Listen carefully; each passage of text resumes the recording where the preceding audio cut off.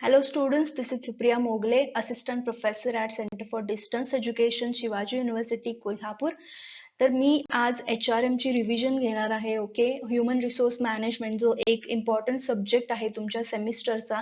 तर त्याच्यामध्ये 8 युनिट्स आहेत आणि बऱ्यापैकी याचा सिलेबस मी कव्हर केलेला आहे व्हिडिओज थ्रू. तर या व्हिडिओमध्ये आपण रिव्हिजन बघणार आहोत. इन शॉर्ट मी तुम्हाला बेसिक कन्सेप्ट प्रत्येक युनिट मधल्या काय काय आहेत ते परत एकदा सांगणार आहे. याचे मी 2 पार्ट्स बनवलेत. पहिल्या पार्ट मध्ये आपण पहिले 4 युनिट्स बघू आणि दुसऱ्या पार्ट मध्ये उरलेले 4 युनिट्स आपण बघूया. तर स्टार्ट करूया युनिट 1 पासून. युनिट 1 आहे ह्युमन रिसोर्स मॅनेजमेंट. त्याच्यामध्ये मीनिंग तुम्हाला माहितीच आहे. ह्युमन रिसोर्स मॅनेजमेंट म्हणजे ह्युमन रिसोर्सेस म्हणजे काय, तर वर्कर्स जे ऑर्गनायझेशन मध्ये कंपनीमध्ये काम करतात तर त्यांचं मॅनेजमेंट करावं लागतं. म्हणजे काय टाईपचे एम्प्लॉईज आपल्याला लागणार आहेत किंवा कुठल्या कुठल्या टूल्स यूज करून आपण त्यांना मॅनेज करू शकतो. तर जे काही सगळं एम्प्लॉईज आणि वर्कर्स बद्दल असेल, फ्रॉम रिक्रुटमेंट त्यांना हायर करण्यापासून ते त्यांचं पूर्ण करिअर डेव्हलप होऊन ते रिटायर होऊपर्यंत जे काही त्यांच्याबद्दल येतं किंवा त्यांच्याबद्दल जे रिलेटेड असतं ते सगळं ह्युमन रिसोर्स मॅनेजमेंट मध्ये त्याचा स्टडी केला जातो.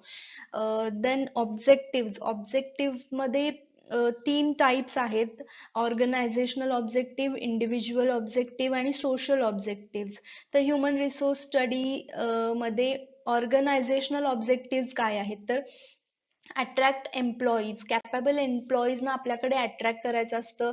जे बेस्ट एम्प्लॉईज आहेत त्यांनाच आपण कंपनीमध्ये घ्यायचं असतं. पण बेस्ट एम्प्लॉईज जे असतात ते जसे तुम्ही एम्प्लॉईज किंवा बेस्ट कॅन्डिडेट शोधत असता तसेच कॅन्डिडेट सुद्धा चांगल्या कंपनी शोधत असतात. ओके, ते सुद्धा रिसर्च करत असतात कुठली कंपनी चांगली आहे. तर आपल्याला त्यांना आपल्या कंपनीमध्ये अट्रॅक्ट करायचं असतं. That is the main objective of human resource management.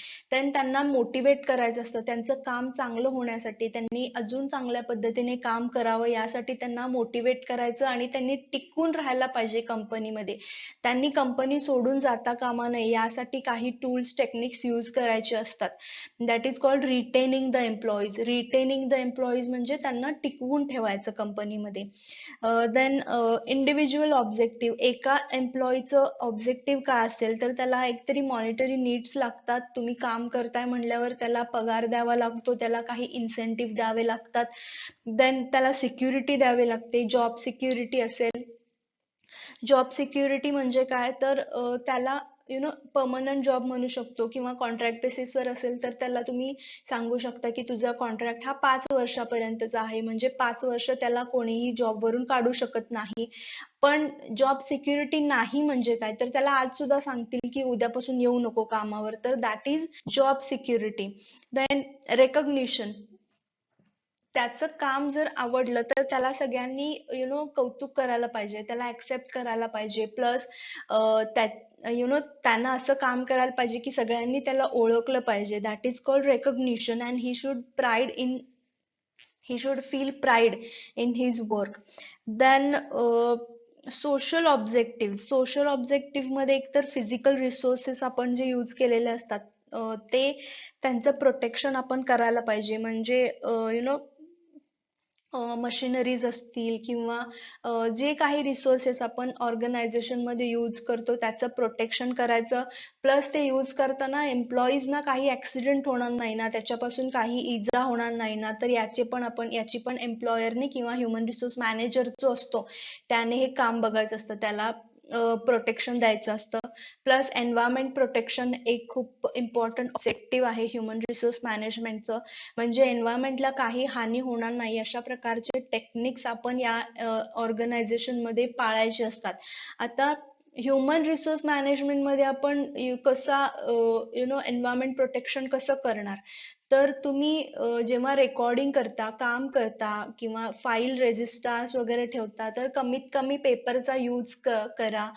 सगळं काही आहे ते कम्प्युटर्स किंवा सॉफ्टवेअर्स मध्ये, म्हणजे ऑनलाईन किंवा हार्ड कॉपी न ठेवता सॉफ्ट कॉपी मध्ये सगळं माहिती गोळा करून ठेवायची सवय लावा, जेणेकरून आपण पेपरची बचत होईल. प्लस तुमचा जो डिपार्टमेंट आहे, HR डिपार्टमेंट, ते तुम्ही छान स्वच्छ ठेवा. त्याचं जास्तीत जास्त वेस्ट काही करू नका. प्लस काही कचरा असेल तर तो व्यवस्थित त्याचं डिस्पोजल व्हायला पाहिजे. ऑर्गनायझेशनच्या आजूबाजूला झाडं असायला पाहिजेत. तर हे सगळे एन्व्हायरमेंट प्रोटेक्शनचे टेक्निक्स असतात, जे प्रत्येक ऑर्गनायझेशन वाईज वेगवेगळे असू शकतात. देन मॅनेजरियल फंक्शन्स मध्ये तुम्हाला फर्स्ट सेमला आपण बघितलं होतं मॅनेजमेंट फंक्शन्स काय आहेत. तर planning, organising, directing and controlling हे मेन फंक्शन्स आहेत कुठल्याही मॅनेजमेंट मध्ये लागणारे. प्लॅनिंग म्हणजे कुठल्याही गोष्टीचं काम करायच्या आधी आपण इन ऍडव्हान्स प्लॅन करतो आणि त्यानुसार मग ते प्लॅन पुढे काय होतं त्याच्यावर आपण काम करतो. फॉर एक्झाम्पल, आपण ट्रिपला जरी जाणार असलो तरी आता ऑन द स्पॉट आपण नाही जात, तर आपण त्याच्यासाठी काहीतरी प्लॅन करतो. कुठे जायचंय, कोणासोबत जायचंय, मग कसं जायचंय, कोण कोण येणार आहेत, किती खर्च होणार, तिथे जाऊन कुठे राहणार, काय खाणार, किती भाडं असेल मग त्याचं, मग येताना कसं यायचंय, ह्या सगळ्या गोष्टी आपण आधी प्लॅन करतो आणि मगच आपण ते इम्प्लिमेंट करतो. तर मॅनेजमेंटने ते इम्पॉर्टंट फंक्शन आहे. ऑर्गनायझिंग म्हणजे कंपनीमध्ये काम करताना एम्प्लॉईजना कुठलं कोणी काम करायचं हे ठरवणं. म्हणजे प्रत्येकाला त्याचं काम वाटून द्यायचं, त्याच्या रिस्पॉन्सिबिलिटीज वाटून द्यायच्या, म्हणजे ऑर्गनायझेशन किंवा ऑर्गनायझिंग. डायरेक्टिंग म्हणजे त्याला जर एम्प्लॉईजना काम करण्यासाठी आपण गाईड करायचं, इन्स्ट्रक्ट करायचं, देन सुपरवाइज करायचं त्यांचं काम. त्याला काही कळलं नसेल तर ते समजावून सांगायचं. देन कंट्रोलिंग म्हणजे तो आता काम करायला लागलाय तर त्याचं काम कसं चाललंय ते चेक करायचं, त्याचा परफॉर्मन्स मेजर करायचा. जर तो तुमच्या स्टँडर्ड वाईज परफॉर्मन्स करत असेल तर ओके. जर तो नसेल करत, त्याचा परफॉर्मन्स लो असेल, तर त्याचं कुठं चुकतंय, त्याला कळलं नाहीये का काम कसं करायचं, तर हे सगळं लक्षात घेऊन त्याला ट्रेनिंग द्यायचं आणि त्याचं काम कसं चांगलं होईल या पद्धतीने तुम्ही ते काम करायचं. तर हे सगळे मॅनेजरियल फंक्शन्स आहेत. Then operative functions. Human resource management मध्ये काय मेन फंक्शन्स असतात मॅनेजरियल सोडून? तर पहिलं आहे प्रोक्युरमेंट मध्ये काय काय येतं, तर रिक्रुटमेंट आणि सिलेक्शन. एम्प्लॉईजना आपण हायर करतो, त्यांना सिलेक्ट करतो. देन डेव्हलपमेंट मध्ये ट्रेनिंग डेव्हलपमेंट म्हणजे आपण त्यांना ट्रेनिंग द्यायला लागतं. त्याला म्हणजे प्रत्येक एम्प्लॉई हा दुसऱ्या कंपनीमधून जरी आला असला तरी प्रत्येक कंपनीचं काम वेगळ्या पद्धतीनं असतं. सो तो आपल्या कंपनीमध्ये जरी आला, जरी त्याला एक्सपिरियन्स असेल, तरी आपली सिस्टीम ही वेगळी असते, काम करण्याची पद्धत वेगळी असते. तर आपल्या कंपनीला कशी लागणार आहेत स्किल्स, त्यानुसार त्याला ट्रेनिंग द्यायला लागतं. प्लस कंपेन्सेशन मध्ये वेजेस आणि सॅलरीज. जर ते काम करतात तर त्यांना तुम्हाला वेजेस, सॅलरीज द्यावे लागतील. जर काही ऍक्सिडेंट झाला काम करण्याच्या वेळेला तर त्याचं कंपेन्सेशन, नुकसान भरपाई त्याला द्यायला लागेल. तर ह्या सगळ्या येतं कंपेन्सेशन मध्ये. देन इंडस्ट्रियल रिलेशन मध्ये म्हणजे एम्प्लॉईज मध्ये एक चांगलं रिलेशन असायला पाहिजे. जर समजा दोघांमध्ये काही वाद होत असतील तर ते वाद होऊ नयेत यासाठी आपण प्रयत्न करायचे, किंवा ते वाद झाले तर ते का होत आहेत, मग त्याच्यातून काहीतरी सॉर्ट आउट, किंवा कोणाचे काही कंप्लेंट्स असतील तर ते कंप्लेंट्स त्यांचे ऐकून घ्यायचे, त्याच्यावर तोडगा काढायचा, किंवा एक डिसिप्लिन पाहिजे ऑर्गनायझेशन मध्ये. ते सगळं येतं इंडस्ट्रियल रिलेशन मध्ये. देन मेंटेनन्स मध्ये काय, तर प्रॉपर फिजिकल कंडिशन्स पाहिजेत काम करताना.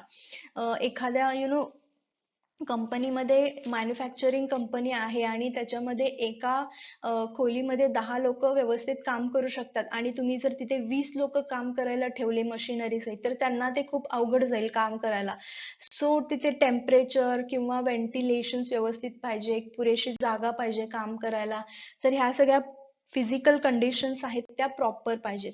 देन सेपरेशन म्हणजे जेव्हा एम्प्लॉई सोडून जातो ऑर्गनायझेशन मध्ये तेव्हा काही पॉलिसीज असतात. मग तो मधूनच सोडून गेला, किंवा रिटायरमेंट आली, रिट्रेचमेंट आली, ले ऑफ आलं, एम्प्लॉयरला काही द्यायला काम नाहीये म्हणून तो कामावरून त्याला काढून टाकतोय, किंवा त्याने व्हॉलंटरी रिटायरमेंट घेतली आहे एखाद्या एम्प्लॉईने, तर ते सगळं येतं सेपरेशन मध्ये. तर हे होते मॅनेजरियल फंक्शन्स आणि ऑपरेटिव्ह फंक्शन्स. नेक्स्ट आहे difference between personnel management and human resource management. So याचं स्पेलिंग बघा, it is not personal, it is personnel. Personnel म्हणजेच वर्कर्स. ओके, तर फक्त वर्कर्सचं मॅनेजमेंट आणि ह्युमन रिसोर्सेसचं मॅनेजमेंट याच्यामध्ये काय फरक आहे, तर HRM चा एक पार्ट म्हणू शकता तुम्ही पर्सोनेल मॅनेजमेंट. कारण पर्सोनेल मॅनेजमेंट मध्ये खूप कमी रूल्स आणि रेग्युलेशन्स आहेत, आणि HRM मध्ये थोडं HRM is a wider concept, ज्यात भरपूर काही गोष्टी इन्क्लुडेड आहेत. सो पर्सनल मॅनेजमेंट मध्ये वर्करला फक्त एक रिसोर्स म्हणून बघितलं जातं किंवा रिसोर्स म्हणून वापरलं जातं.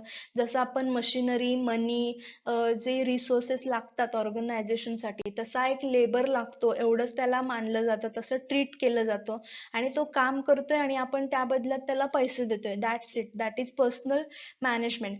पण HRM मध्ये त्याला एक ह्युमन बिईंग म्हणून ट्रीट केलं जातं. त्याला इकॉनॉमिक, त्याच्या सोशल नीड्स असतील, सायकोलॉजिकल नीड्स असतील, त्याला मोटिवेशन देतो आपण, त्याचा स्ट्रेस कमी करायचा प्रयत्न करतो, त्याला लाईफ कसं होईल ते चेक करतो, वेगवेगळ्या इन्सेंटिव्ह देतो. तर ह्या भरपूर साऱ्या गोष्टी आहेत ज्या ह्युमन रिसोर्स मॅनेजमेंट मध्ये इन्क्लूड केलेल्या असतात. Then next is strategic HRM. आता स्ट्रॅटेजिक HRM मध्ये काय, तर तुम्हाला माहिती ग्लोबलायझेशन आता आहे, त्यामुळे बिझनेस हा कॉम्प्लेक्स होत चाललाय, कॉम्पिटिशन वाढत चालली आहे. त्यामुळे कॉम्पिटिशन मध्ये स्टँड करायचं असेल तर तुम्हाला अपग्रेड व्हायला पाहिजे. ऑलमोस्ट सगळ्याच मॅनेजमेंट प्रॅक्टिसेस मध्ये अपडेट असायला लागतं. पहिल्यांदा कसं व्हायचं, HR म्हणजे फक्त time keeping, record keeping, papers, then file handling, other clerical and administrative work, एवढं म्हणजे HR. आता तसं राहिलेलं नाही. तर HRM मध्ये भरपूर काही गोष्टी ऍड झाल्यात, ज्याच्यामध्ये पॉलिसीज, प्रॅक्टिसेस आहेत, प्रोग्राम्स आहेत जे इम्प्लिमेंट केले जातात, आणि त्यामुळे ऑर्गनायझेशन जे जे ऑब्जेक्टिव्ह आहेत ते अचीव करता येतात. कारण एम्प्लॉईज जे आहेत ते खूप इम्पॉर्टंट रोल प्ले करतात. They can make or break the organisation, कारण सगळे डिसिजन्स हे एम्प्लॉईजच घेतात. फायनान्सचे असतील, मार्केटिंगचे असतील, ऑपरेशन प्रोडक्शनचे असतील, सगळ्या गोष्टींचं जे डिसिजन्स असतात ते एम्प्लॉईज घेत असतात. त्यामुळे कुठल्याही ऑर्गनायझेशन, कुठलीही कंपनी असेल तर विदाउट ह्युमन रिसोर्स तुम्ही रन करू शकत नाही. सो एम्प्लॉईज हे खूप इम्पॉर्टंट असतात कुठल्याही कंपनीसाठी, कुठलंही काम करण्यासाठी. तो स्ट्रॅटेजिक मॅनेजमेंट म्हणजे स्ट्रॅटेजिक ह्युमन रिसोर्स मॅनेजमेंट. काहीतरी स्ट्रॅटेजीज तुम्ही यूज करायला पाहिजे, जेणेकरून आपण HRM च्या ऑब्जेक्टिव्ह जे आहेत ते यूज करू शकतो. तर हे होतं युनिट 1. इथे युनिट 1. आता नेक्स्ट युनिट 2 बघू. Unit 2, HRM in dynamic environment. So याच्यामध्ये impact of technology of HRM आपण बघितलेलं आहे. टेक्नॉलॉजी चेंज होत जाते, नवीन ऍडव्हान्स टेक्नॉलॉजीज येतात, तर त्याचा इम्पॅक्ट HRM वरती कसा पडतो. तर पहिलं होतं न्यू स्किल्स रिक्वायर्ड. म्हणजे जर काही ऍडव्हान्स टेक्नॉलॉजीज, काही ऍडव्हान्स मशिनरीज आपण कंपनीमध्ये बसवल्या, तर त्याच्यासाठी नवीन स्किल लागतं, जे एम्प्लॉईजना आता येत नसतं, कारण ते जुन्या मशिनरीवर काम करून त्यांना ती सवय असते. तर त्यांना ते नवीन काम कसं करायचं ते शिकवायला लागेल, किंवा जेव्हा तुम्ही नवीन एम्प्लॉईज हायर करणार तेव्हा तुमच्या रिक्वायरमेंट नुसार त्या स्किल्स असतील तरच तुम्ही हायर करणार. त्यामुळे नवीन स्किल्स लागतात जर टेक्नॉलॉजी चेंज केली तर. Then downsizing. डाऊन सायझिंगचा अर्थ असतो कटिंग द एम्प्लॉईज. म्हणजे तुम्ही एम्प्लॉईजची संख्या कमी करत जाता, दॅट इज डाऊन सायझिंग. म्हणजे समजा टेक्नॉलॉजीमध्ये ऑटोमॅटिक मशिनरीज आल्यात आता, आणि जर एक काम 100 लोक करत असतील तर ती ऑटोमॅटिक टेक्नॉलॉजी जेव्हा बसवतो तेव्हा तेच काम 10 माणसांमध्ये होऊ शकतं, आणि मग उरलेले 90 माणसांचं काय, काम करण्यासाठी, त्यांना काम देण्यासाठी कामच नाहीये, कारण आपल्याकडे ऑटोमॅटिक मशिनरी आलेत आता. So that is downsizing. तुम्ही रिमूव्ह करत जाता एम्प्लॉईजना, तर तो इम्पॅक्ट होतो टेक्नॉलॉजीचा. Then collaborative work. Collaborative work मध्ये टेक्नॉलॉजीमुळे आता लोक एकत्र येतात, एकमेकांना रिपोर्टिंग व्यवस्थित करतात, थ्रू मेल किंवा व्हिडिओ कॉन्फरन्सिंग होतं, व्हॉट्सअप थ्रू, सोशल मीडिया असेल, किंवा इंटरनेटचे सगळे युजेस करून आपण एकत्र काम करतोय आणि आता पार्टिसिपेटिव्ह मॅनेजमेंट आले, ज्याच्यामध्ये सगळ्या एम्प्लॉईजना एकत्र घेऊन तिथे कोणी हायर अथॉरिटी वगैरे मानलं जात नाही, फ्लॅटन ऑर्गनायझेशन झालेलं आहे. म्हणजे सगळे एकाच लेवलला आहेत आणि प्रत्येकाचं मत विचारात घेऊन मग डिसिजन घेतला जातो. So collaborative work because of technology. Then telecommuting म्हणजे तुम्ही वर्क फ्रॉम होम करू शकता. दॅट मीन्स तुम्ही काहीतरी टेक्नॉलॉजीज यूज करून तुम्ही घरी बसून काम करू शकता. दॅट इज कन्व्हिनियंट पण आहे आणि ट्रॅव्हलिंगचा खर्च वाचू शकतो एम्प्लॉयरचा. प्लस तो जेव्हा पाहिजे त्यावेळेला काम करू शकतो आणि घरातलं काही प्रॉब्लेम असेल तर तो सुद्धा सॉर्ट आउट होतो. तर वर्क फ्रॉम होम टेलिकम्युनिकेशन किंवा टेक्नॉलॉजीमुळे इझी झालेलं आहे. Then internet and intranet revolution म्हणजे इंट्रानेटचा यूज करून आपण खूप काही कामं कमी वेळामध्ये करू शकतो. ज्याच्यामध्ये आता HRM मध्ये एक इम्पॉर्टंट असतं की अटेंडन्स शीट किंवा सॅलरी शीट बनवायची असते. आधी कसं व्हायचं, अटेंडन्स साठी तो किती वाजता आला आणि किती वाजता गेला हे आपल्याला रजिस्टर मध्ये वॉचमनला लिहायला लागायचं आणि मग HR काय करायचा, कोण कोण लेट आलंय प्रत्येक महिन्याचं प्रत्येक एम्प्लॉईचं त्याला चेक करायला लागायचं. सो त्यानुसार तो जर प्रत्येकीचे वेगवेगळे पॉलिसीज असतात. समजा एका कंपनीमध्ये 3 लेट मार्क अलाउड आहेत, तर 3 लेट मार्क झाल्यानंतर चौथा झाला की मग त्याचं पेमेंट थोडं थोडं कट होत जातं. तर असे रूल्स असतात. तर ते मॅन्युअली जेव्हा आपण टायमिंग लिहितो तेव्हा त्याच्यामध्ये काही मिस्टेक्स होऊ शकतात आणि ते रेकॉर्ड करायला किंवा त्याच्यातून अनालिसिस करायला खूप अवघड जातं. पण टेक्नॉलॉजी आता थंब रूल आलाय, म्हणजे बायोमेट्रिक मशिनरीज आले, ज्याच्या थ्रू आपण थंब प्रेस केल्यानंतर आपलं ऑटोमॅटिक आपलं टायमिंग तिथे सेट होतं आणि कम्प्युटरला डायरेक्ट आपल्या नावापुढे आपली टायमिंग दिसते आणि त्या सॉफ्टवेअर थ्रू आपण तो किती वेळा लेट आला हे शोधून काढू शकतो. तर अशा काही टेक्नॉलॉजीज आहेत ज्याच्यामुळे एच आर पर्सन किंवा जे काम करतात त्यांचं काम खूप सोपं झालेलं आहे. Then total quality management in HRM. आता पहिल्यांदा टोटल क्वालिटी मॅनेजमेंट म्हणजे काय? टोटल क्वालिटी मॅनेजमेंट आपण काय म्हणतो, क्वालिटी, प्रोडक्ट क्वालिटी आहे म्हणजे तो एक्सिलंट आहे, त्याचा परफॉर्मन्स चांगला आहे त्या प्रोडक्टचा, तो जास्त दिवस टिकतो, तेव्हा आपण म्हणतो की प्रोडक्ट क्वालिटी आहे. पण मग टोटल क्वालिटी मॅनेजमेंट म्हणजे एक्सिलन्स पाहिजे प्रत्येक गोष्टीमध्ये, प्लस त्याच्यामध्ये एरर असायला नकोत, एरर इलिमिनेशन व्हायला पाहिजे, कंटिन्युअस इम्प्रूव्हमेंट पाहिजे. तर ह्या सगळ्या गोष्टी total quality total quality management मध्ये येतात. आणि मग total quality management in HRM म्हणजे काय, तर HR प्रॅक्टिसेस मध्ये क्वालिटी पाहिजे, एक्सिलन्स मॅनेज केला पाहिजे. Organisation develops the policy according to HR practices. म्हणजे HR practices, for example employee जर स्किल्ड असतील आणि त्यांचं काम व्यवस्थित आहे, एक्सिलंट आहे, जरा पण चुका नाहीत, एरर नाहीत, then we can see we have quality people. Total quality management in HRM म्हणजे ह्युमन रिसोर्सेस जे आहेत ते क्वालिटी लेवलचे पाहिजे, त्यांच्याकडे भरपूर स्किल नॉलेज पाहिजे आणि एरर्स त्यांच्याकडून खूप कमी होत असतील तर ते आपण म्हणतो की TQM इन HRM. मग त्यासाठी काय करायला लागेल, तर त्यासाठी HR मॅनेजरला TQM म्हणजे काय आणि ते इम्प्लिमेंट आपण का करायचं हे आधी वर्कर्सना समजावून सांगितलं पाहिजे. देन क्वालिटी इम्प्रूव्ह करण्यासाठी काय टूल्स यूज केल्या पाहिजे, त्यासाठी काय स्किल्स लागतात आणि त्यात कंटिन्युअस इम्प्रूव्हमेंट झाली पाहिजे, लोकांना ट्रेनिंग द्यायला पाहिजे, मॉडर्न मेथड्स काही असतील ट्रेनिंगच्या तर त्या यूज करायला पाहिजेत. देन एम्प्लॉईजचे आणि ऑर्गनायझेशनचे वीक पॉइंट्स काहीतरी असतात तर ते आयडेंटिफाय करून त्यावर काम करायचं. प्रत्येक एम्प्लॉई किंवा वर्करने त्या प्रोसेसमध्ये ऍक्टिव्हली पार्टिसिपेट व्हायला पाहिजे हे चेक करायचं. तर हे सगळं येतं total quality management in HRM. Then factors influencing HRM. असे कुठले फॅक्टर्स आहेत ज्याचा HRM वरती परिणाम होऊ शकतो? There are 2 types, internal and external. So internal factors मध्ये मिशन म्हणजे तुमचे ऑब्जेक्टिव्ह काय आहेत, देन पॉलिसीज काय, रूल्स रेग्युलेशन्स आहेत ते आधी ठरवायला पाहिजे. जर पॉलिसीज मध्ये रूल्स असतात, रेग्युलेशन्स असतात. रूल्स म्हणजे किती वेळा लेट यायचं, किती सुट्ट्या मिळणार वर्षातून, किती पगार मिळणार, बोनस किती वर्षानंतर मिळणार, पीएफ किती कट होणार, पगार कशावर ठरवला जातो, मग पीएफ चे किती कट होणार, देन रिटायरमेंट बेनिफिट काय मिळणार, 1 वर्षानंतर इन्सेंटिव्ह काय मिळणार, इन्शुरन्सेस कुठले कुठले मिळणार. भरपूर साऱ्या पॉलिसीज असतात एचआरच्या.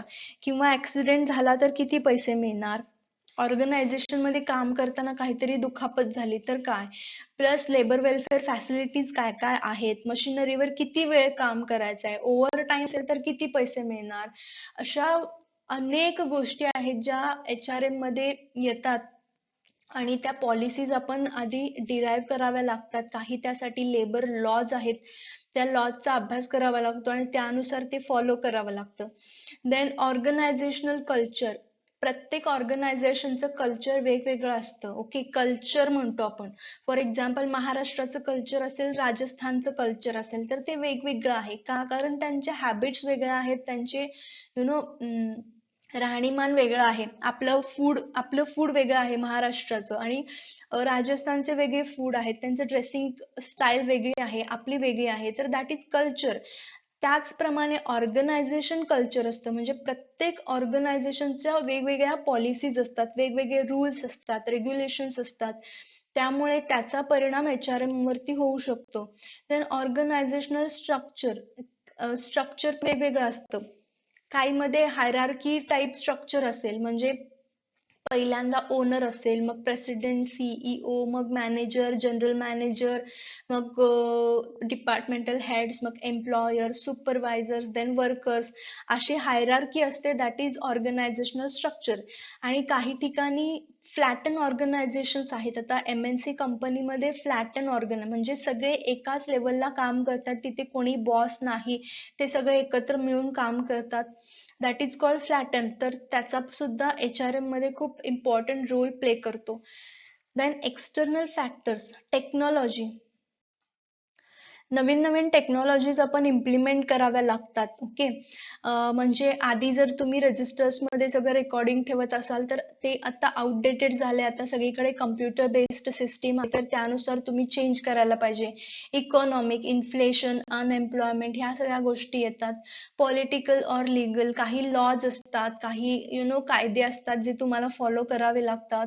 जसे की चाइल्ड लेबर ऍक्ट नुसार तुम्ही 14 वर्षाखालील मुलांना हायर नाही करू शकत. किंवा वर्कर्स कॉम्पेन्सेशन ऍक्ट मध्ये कामावर तो कामावर काम करत असताना जर काही लागलं, त्याला त्याचा ऍक्सिडेंट झाला, फॉर एक्झाम्पल मशीन पायावर पडलं, देन कंपनीची रिस्पॉन्सिबिलिटी आहे की त्याला त्याचा खर्च द्यायला पाहिजे, त्याला त्याचं इन्शुरन्स मिळायला पाहिजे. हे सगळं लीगल मध्ये येतं, तर त्या सगळ्या गोष्टी असतात. देन सोशल काही फॅक्टर्स येतात सोसायटीशी रिलेटेड. देन युनियन म्हणजे काही ग्रुप्स असतात एम्प्लॉईजचे, ते त्यांची डिमांड असेल, त्यांच्या काही प्रॉब्लेम्स, इश्यूज असतील, तर त्या लीडर कडे सांगतात. आणि मग ते लीडर मॅनेजमेंटना जाऊन सांगतं की वर्कर्सची अशी डिमांड आहे किंवा ह्या वर्करना असा प्रॉब्लेम आहे, तर त्यावर ते तोडगा काढला जातो.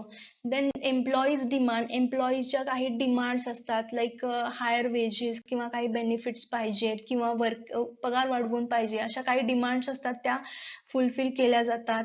देन वर्कफोर्स डायव्हर्सिटी मीन्स प्रत्येक एम्प्लॉई हा इंडिव्हिज्युअली वेगळा वेगळा असतो. प्रत्येक एम्प्लॉईकडे वेगळं टॅलेंट असतं, वेगवेगळं स्किल्स असतं. आणि अशा लोक आणि त्यांचं बॅकग्राऊंड सुद्धा, फॅमिली बॅकग्राऊंड असेल, कल्चर असेल, ते कुठल्या सोसायटीमध्ये राहतात, त्यांच्यावर काय, त्यांचं एज्युकेशन काय आहे, त्यांचं जेंडर काय आहे, त्यानुसार ते वेगवेगळं बिहेव करतात. आणि अशा वेगवेगळ्या बिहेवियरची लोक एकत्र काम करतात, तर त्यांना मॅनेज करायचं खूप अवघड जातं.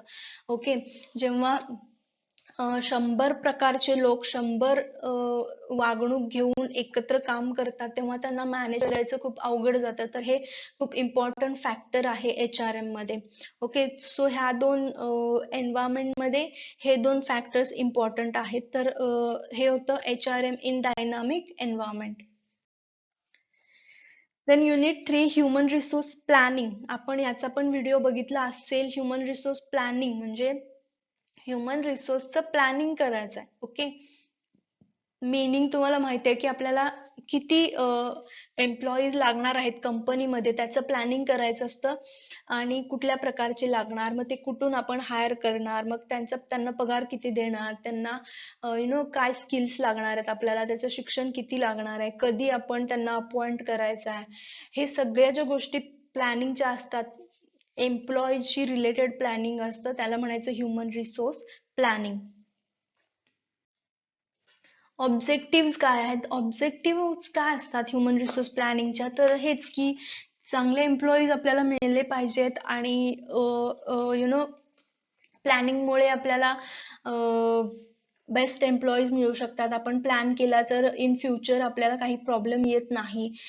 हे इम्पॉर्टन्स मध्ये पण तुम्ही लिहू शकता. फॉर एक्झाम्पल आधी कसं व्हायचं की आता किती वॅकन्सीज आहेत तेवढेच आपण हायर करत होतो. म्हणजे आता माझ्याकडे अकाउंटंटला माणूस नाही आहे तर फक्त मी अकाउंटंटची एक ऍड देणार आणि तेवढाच माणूस माझ्याकडे अपॉइंट करून घेणार.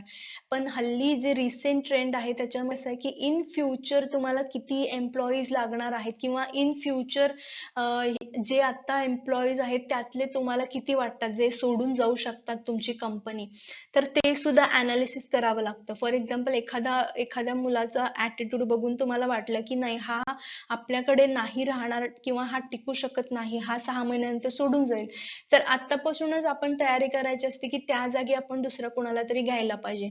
That is called recent trend in human resource planning. Then process मध्ये पहिलं येतं ऑब्जेक्टिव्ह. तर ऑब्जेक्टिव्ह हेच की पहिल्यांदा आपण ऑब्जेक्टिव्ह एस्टॅब्लिश करायला लागणार, किती लागणार आहेत एक्झॅक्ट डिटर्मिनेशन किती आहे, ते सगळं येईल. त्याच्यानंतर रिक्वायरमेंट, काय प्रकारचे एम्प्लॉईज लागणार आहेत, त्यांचे एज्युकेशन काय पाहिजे, स्किल्स काय पाहिजेत, किंवा त्याला एक्सपिरियन्स किती पाहिजे, एक्सेट्रा. म्हणजे मी परत सांगते की मला अकाउंटंट पाहिजे कंपनीमध्ये, तर माझी रिक्वायरमेंट अशी आहे की ऍटलिस्ट त्याचं ग्रॅज्युएशन पाहिजे किंवा बीकॉम असला पाहिजे, प्लस त्याला टॅली सॉफ्टवेअर आणि कम्प्युटर्स यायला पाहिजेत, प्लस त्याच्याकडे पॅन कार्ड पाहिजे, ड्रायव्हिंग लायसन्स पाहिजे, और बँकेमध्ये त्याला जावं लागतं सारखं, सो बँकेच्या ट्रान्झॅक्शन्स त्याला यायला पाहिजेत. तर ह्या सगळ्या किंवा 1-2 वर्षाचा एक्सपिरियन्स पाहिजे. ह्या सगळ्या माझ्या रिक्वायरमेंट्स आहेत आणि त्या रिक्वायरमेंट्स मी आधी मांडून ठेवणार प्लॅनिंग मध्ये. देन रिक्रूटमध्ये आपण ऍडव्हर्टिजमेंट देणार आणि लोकांना आपल्याकडे अट्रॅक्ट करून घेणार की एम्प्लॉईजने आपल्याकडे किंवा कॅन्डिडेट्सने आपल्याकडे इंटरव्ह्यूला यायला पाहिजे. दॅट इज कॉल्ड रिक्रूट आणि त्यातल्या लोकांमधला आपण एक सिलेक्ट करणार. देन कंट्रोलमध्ये तो सिलेक्ट केलेला व्यवस्थित काम करतोय का नाही ते चेक करणार किंवा आपल्या प्लॅनिंग नुसार आपलं चाललंय का नाही व्यवस्थित, ते सगळं चेक होतं कंट्रोलिंग मध्ये. देन फॉलोअप अगेन, प्लॅनिंग मध्ये काही व्यवस्थित होत नसेल तर त्याच्यावर काहीतरी करेक्टिव्ह ऍक्शन्स घेतली जाते. व्यवस्थित चालू आहे का नाही आपल्या प्लॅन, का प्लॅनिंगचं कसं असतं, आता प्लॅन केला तर तसंच घडेल असं नाही. जेव्हा तुम्ही इम्प्लिमेंट करता तेव्हा भरपूर साऱ्या गोष्टी समोर येतात ज्याच्यावर आपण मे बी इग्नोर केलेल्या असतात आणि ज्या त्या वेळेला मग त्याच्यावर अगेन तुम्हाला काहीतरी ऍक्शन घ्यावी लागते. तर हे सगळं फॉलोअप मध्ये येतं. Then problems of HRP. Planning करताना काय काय प्रॉब्लेम्स येऊ शकतात, पहिल्यांदा तरी एक्झॅक्ट डिटर्मिनेशन डिफिकल्ट असतं. म्हणजे एक्झॅक्ट किती आता लोक पाहिजेत हे डिटरमाइन करणं डिफिकल्ट जातं. देन जॉब रिक्वायरमेंट्स काय असू शकतात, फॉर एक्झाम्पल मला फायनान्स मॅनेजर पाहिजे आहे, ओके, मग त्याच्यामध्ये रिक्वायरमेंट्स काय काय टाकायच्या हे कधी कधी खूप अवघड जातं. May be MBA in finance पाहिजे किंवा नंतर सीए झालेला पाहिजे. एक जण म्हणेल की नाही मला MCOM चा पाहिजे मला, कारण त्याला BCom MCOM झाला असेल तर त्याला फुल अकाउंटिंगचं नॉलेज असू शकतं. तर कुठल्या प्रकारचे बेस्ट असतील हे अनालाइज करणं कधी कधी अवघड जातं. देन ऑप्टिमम युटिलायझेशन कधी कधी डिफिकल्ट होतं. म्हणजे तो व्यवस्थित काम करतोय का नाही किंवा तो ऑप्टिमम युटिलायझेशन त्याचं होतंय का नाही हे डिटरमाइन करणं अवघड जातं. प्लस प्लॅनिंग कधी कधी रॉंग होऊ शकतात कारण ते आपण फक्त इन फ्युचर साठी ऍडव्हान्स मध्ये ठरवलेले असतात, त्याच्यावर आपला काही कंट्रोल नसतो की तसंच होईल असं कधी सांगता येत नाही. सो कधी कधी ते रॉंग होऊ शकतात. देन जॉब अनालिसिस म्हणजे काय, तर अनालिसिस ऑफ जॉब. तर जॉब अनालिसिस मध्ये दोन पार्ट्स येतात. Job analysis is equal to job specification plus job description. Okay. आता जॉब डिस्क्रिप्शन म्हणजे काय? जॉब डिस्क्रिप्शन म्हणजे जॉब बद्दल आपण डिस्क्रिप्शन लिहायचं. फॉर एक्झाम्पल जॉब बद्दल म्हणजे तो काय जॉब असणार आहे, त्याच्यामध्ये काय रिस्पॉन्सिबिलिटीज आहेत, काय ड्युटीज आहेत, त्याला किती ते किती काम करायचं आहे, त्याचं लोकेशन कुठे आहे, कुठल्या ब्रँच मध्ये त्याने काम करायचं, त्याची शिफ्ट कुठली असणार, कुठल्या मशिनरीवर काम करायचं, मग किती ते किती वेळ, मग त्याला पगार किती द्यायचा, हे सगळं येतं जॉब डिस्क्रिप्शन मध्ये. यामध्ये आपण त्या पर्सन बद्दल बोलतोय का नाही, आपण फक्त त्या पोस्ट बद्दल बोलतोय आणि त्याचं डिस्क्रिप्शन लिहितोय. That is called job description. आणि जॉब स्पेसिफिकेशन म्हणजे काय, तर त्या पोस्टवर माणूस जो काम करतो त्याच्याबद्दल माहिती लिहायची आहे. तर त्याचं वय काय आहे, त्याचं एज्युकेशन काय आहे, त्याचं क्वालिफिकेशन, त्यानं काय वेगळ्या डिग्रीज घेतल्या असतील, त्याला एक्सपिरियन्स किती आहे, त्यानं आधी कुठे काम केलंय, मग त्याचं फॅमिली बॅकग्राऊंड असेल, त्याचं बिहेवियर असेल, ह्या सगळ्या गोष्टी म्हणजे त्या माणसाबद्दल आपण जेव्हा बोलतो त्याला म्हणायचं job specification. And job description म्हणजे जॉब बद्दल जेव्हा आपण लिहितो that is called job description. आणि job description plus job specification जेव्हा आपण एकत्र करतो त्याला म्हणायचं जॉब अनालिसिस. म्हणजे सगळं आपण जॉब बद्दल लिहिलं.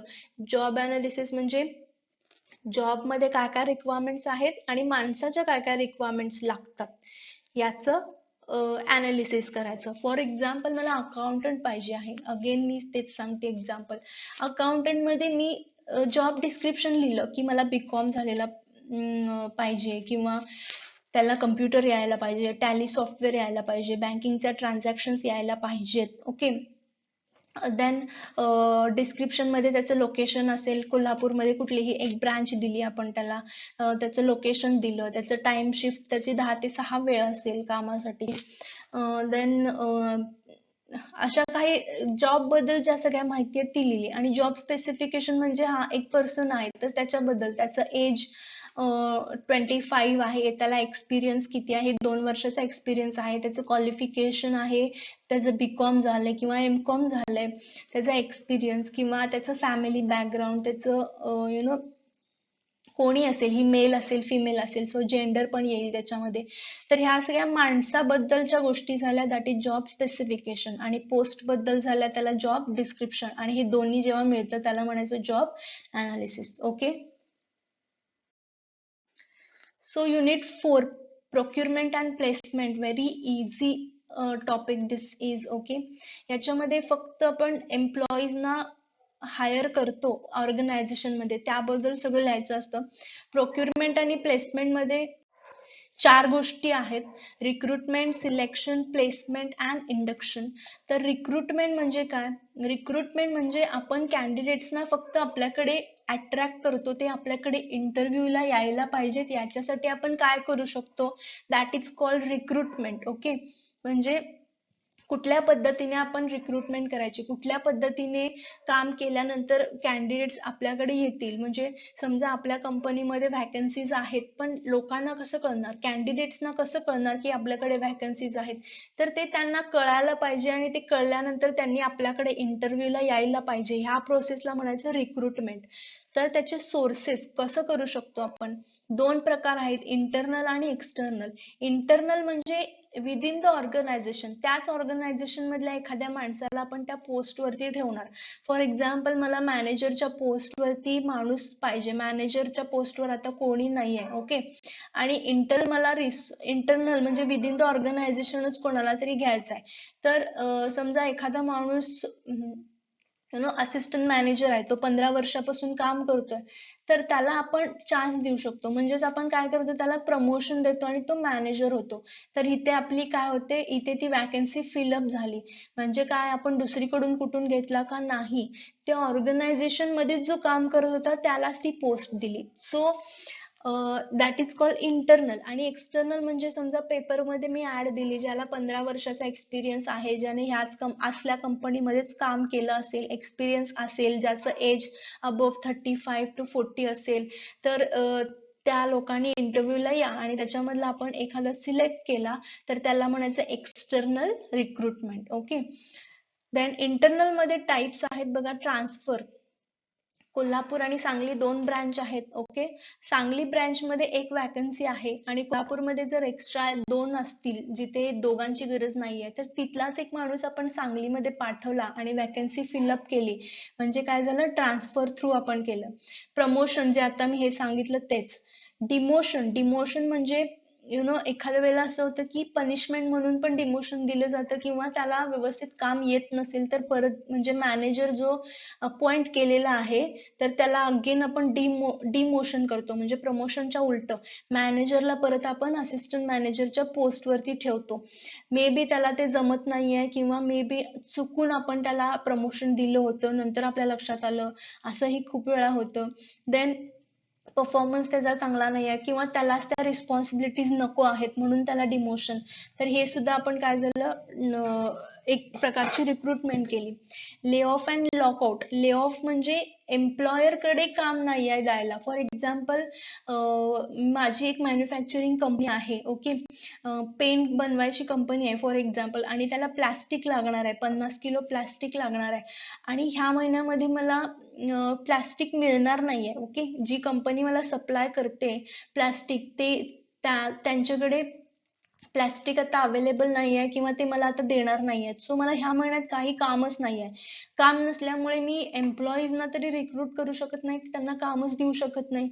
सो त्यांना आपण घरी पाठवतो. That is called lay off. पण ले ऑफचे पैसे त्यांना मिळत असतात. ओके, किंवा त्यांना आपण एखाद वेळेस काढून पण टाकू शकतो, किंवा दुसरीकडे, माझ्याकडे आता 5 महिने काम नाहीये तर तू दुसरीकडे काम बघ. That is again a part of human resource management. मग तशा लोकांना सुद्धा आपण परत बोलवून घेऊ शकतो. That is called lay off. External. External मध्ये काय काय, आउटसाइड ऑफ द ऑर्गनायझेशन मध्ये एकतर आपण ऍडव्हर्टिजमेंट देऊ शकतो, पेपरमध्ये, टीव्ही मध्ये, रेडिओ मध्ये, की आमच्याकडे वॅकन्सी आहे आणि कॅन्डिडेट्स वॉक इन इंटरव्ह्यूज आहेत या दिवशी या टायमिंगला या. That is advertisement. Employment exchange. Exchange करायचं employment. Then private employment agencies. Agencies असतात ज्या तुम्हाला वॅकन्सीज असतील तर तुम्ही त्यांना सांगायचं आणि ते तुम्हाला एम्प्लॉईज आणून देतात, मग त्यांचा इंटरव्ह्यू घेऊन तुम्ही त्यांना सिलेक्ट करायचं. Jobbers and contractors. Again again same असे कॉन्ट्रॅक्टर्स असतात जे आपल्याला त्यांच्याबरोबर आपण कॉन्ट्रॅक्ट करायचं, की मला प्रत्येक महिन्यामध्ये कुठल्या स्किल्सचे एम्प्लॉईज लागणार आहेत ते आपण त्या कॉन्ट्रॅक्टरला सांगायचे, त्याच्या बदल्यात आपण त्याला पैसे द्यायचे आणि तो आपल्याकडे सुटेबल एम्प्लॉईज पाठवतो. Factory gate. फॅक्टरी गेट म्हणजे काही एम्प्लॉईज वॅकन्सी नसली तरी फॅक्टरीच्या इथे येऊन काम मागतात. काही डेली वेजेसचे जे वर्कर्स असतात ते प्रत्येक गेटवर जाऊन काम मागतात, काही काम असेल तर द्या आजच्या दिवशी. तर अशा प्रकारे पण आपण लोक घेऊ शकतो. कॉलेजेस, युनिव्हर्सिटीज, कॅम्पस इंटरव्ह्यूज होतात. ओके, कॉलेजेसमध्ये जे लास्ट सेमिस्टरला मुलं आहेत त्यांचा इंटरव्ह्यू घेतला जातो आणि त्यांना रिक्रूट केलं जातं. प्रोफेशनल अँड टेक्निकल इन्स्टिट्यूट्स, असे काही कन्सल्टन्सी सर्व्हिसेसचे इन्स्टिट्यूशन्स असतात त्यांच्या थ्रू होतं. Labour unions. लेबर युनियन्स जे असतात त्यांच्यामधला कोणीतरी रेफरन्स देतो. देन फ्रेंड्स आणि रिलेटिव्ह ऑफ एक्झिस्टिंग एम्प्लॉईज, म्हणजे कंपनीमध्ये काम करणार आहेत त्यांनाच आपण सांगतो की तुझ्या कोणी ओळखीचा असेल तर बघ, तुझा कोणी फ्रेंड असेल तर बघ. That is. Then waiting list, म्हणजे आपल्याकडे खूप जण वॅकन्सी नसली तरी येऊन भेटून जातात आणि रिझ्यूम देऊन जातात की जरी तुमच्याकडे वॅकन्सी आली तर आम्हाला सांगा. तर अशी आपण एक फाईल बनवलेली असते आणि त्या फाईल मध्ये आपण वेटिंग लिस्ट जी असेल त्याच्यातनं सुद्धा काढून आपण त्याच्यातले एखादा माणसाला आपण रिक्रूट करू शकतो. हे सोर्सेस होते रिक्रुटमेंटचे. Next is selection.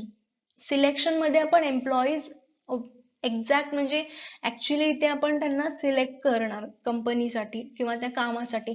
For example, रिक्रुटमेंटसाठी समजा 100 लोक आपल्याकडे इंटरव्ह्यूला आली तर त्यांचा आपण प्रॉपर इंटरव्ह्यू घेतो आणि देन सिलेक्शन करतो. त्यातला एकच आपण कोणतरी बेस्ट आपण निवडतो. तर त्याची पण एक प्रोसेस आहे, आपण सिलेक्शन व्हिडिओमध्ये बघितलं होतं. पहिल्यांदा त्याचा एक प्रिलिमिनरी इंटरव्ह्यू होतो ज्याच्यामध्ये बेसिक क्वेश्चन विचारले जातात. देन त्याचं एज्युकेशन चेक केलं जातं. देन रेफरन्स चेक केला जातो. त्याला एक ऍप्लिकेशन फॉर्म भरायला दिला जातो. मग त्या फॉर्म वरून आपण अगेन सॉर्ट आउट करतो, स्क्रीनिंग करतो. स्क्रीनिंग केल्यानंतर मग असे कमी कमी होत जातात, फिल्टर होत जातात. रेफरन्स चेक करतो, त्याच्या ओळखीची कुठली माणसं असतील किंवा त्याने आधी कुठं काम केले तिथे फोन करून विचारायचं त्याचा बॅकग्राऊंड काय आहे किंवा त्याने तिथला जॉब का सोडला. देन त्याचं मेडिकल एक्झामिनेशन होतं, फिजिकली तो कसा फिट आहे की नाही ते चेक केलं जातं, किंवा इमोशनली तो कसा आहे, त्याचा टेम्पर वरती कंट्रोल आहे का नाही, त्याच्याकडे पेशन्स आहेत का नाही, हे सुद्धा सायकोलॉजिकली काही चेक केले जातात मेडिकल एक्झामिनेशन मध्ये. देन त्याच्यानंतर मग फायनल सिलेक्शन होतं. सिलेक्शन म्हणजे 100 जे रिक्रुटमेंटला लोक आलेले त्यांच्यामधला आपण फक्त एक सिलेक्ट करतो, that is called selection. Then placement. Placement म्हणजे ऍक्च्युली ह्याला आपण प्लेस करणार त्या कामासाठी, कुठल्या जॉबसाठी त्याला इंटरव्ह्यूला बोलवलं होतं त्या जॉबसाठी त्याला आपण प्लेसमेंट करणार, म्हणजे ऍक्च्युली त्याला तो जॉब आपण ऑफर करतो. त्याच्यामध्ये मग अपॉइंटमेंट लेटर देतो, त्याला जॉईनिंग टाइम जॉईनिंग डेट काय आहे ते सांगतो, हे सगळं प्लेसमेंट मध्ये.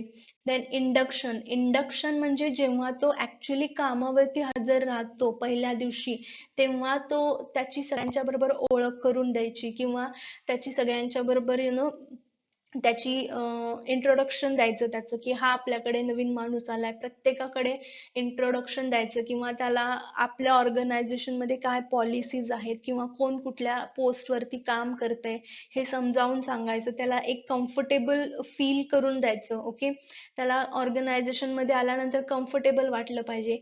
तर ह्या सगळ्या गोष्टी येतात इंडक्शन मध्ये. ओके, सो आय होप तुम्हाला सगळ्या आयडियाज आता क्लिअर झाल्या असतील. मी खूप इझी लँग्वेज मध्ये सांगण्याचा प्रयत्न केला आहे. आणि जर तुम्ही माझे ते व्हिडिओ जे मी इन डिटेल बनवले ते बघितले नसतील तर ते प्लीज जाऊन बघा इन डिटेल. तुम्हाला आता बेसिक कन्सेप्ट कळाले असतील, तर इन डिटेल आपण एक्झाम मध्ये लिहायला त्याला काहीतरी बेस पाहिजे. तर तुम्हाला आता बेसिक कन्सेप्ट कळाले तर त्याच्यामध्ये काय लिहायचं आहे ते तुम्हाला इन डिटेल व्हिडिओज बघितल्यानंतर लक्षात येईल. प्लस तुम्हाला HRM सब्जेक्ट मध्ये आणि कुठल्या टॉपिक वरती इन डिटेल व्हिडिओज हवे असतील तर मला कमेंट सेक्शन मध्ये जरूर सांगा. आणि तुमचा फीडबॅक आणि सजेशन्स द्यायला विसरू नका. आणि जर व्हिडिओज आवडत असतील तर सबस्क्राईब करायला पण विसरू नका. Okay, thank you.